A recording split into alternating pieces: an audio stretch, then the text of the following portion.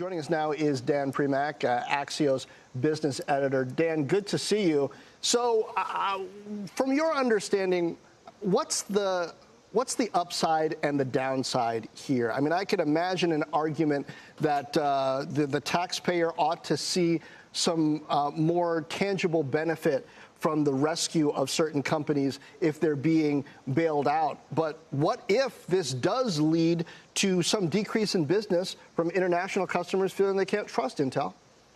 I mean, for Intel, for starters, Intel didn't need to, quote, be bailed out, or at least not in the same way that, say, automakers needed to, or savings and loans did years ago, right? Intel was still a big company. It had a lot of challenges, but it wasn't talking about going bankrupt tomorrow if it didn't get some sort of bailout for the government. And remember, Intel had been granted most of this money already via the CHIPS Act, but it chosen not to take it, namely because it didn't have a place to put it, particularly into its foundry business, because it didn't have enough customers for that. And there doesn't seem to be any strategic piece to this deal, right? The White House has already said it's not going to lean on big tech to provide Intel with business. So for Intel, the risk is obviously some of the things that Megan just talked about. There's obviously dilution here, right? The grants weren't going to be dilutive. The risk, the bigger picture risk here for the White House is this whole concept of picking winners and losers. Whether this becomes a good deal or a bad deal, it sets interesting precedents and potentially problematic ones for lots of other companies. We don't yet know how this deal came to be.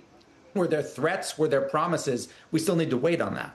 Well, but Dan, we do know that the president posted about Lip-Bu Tan, Intel's CEO, before this meeting took place, saying that he needs to not be the CEO anymore, and then reversed himself there. It certainly appears that he was putting some kind of pressure on the company, no?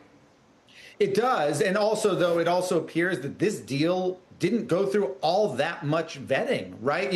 One day he thinks this guy shouldn't be running the company. A couple days later, the U.S. government's going to take 10% of a company run by someone who Trump doesn't think should be running the company. Even if you give kind of the most generous understanding of this here, that Trump had a change of heart, it's still a giant taxpayer investment for a relatively short period of time that this was being considered.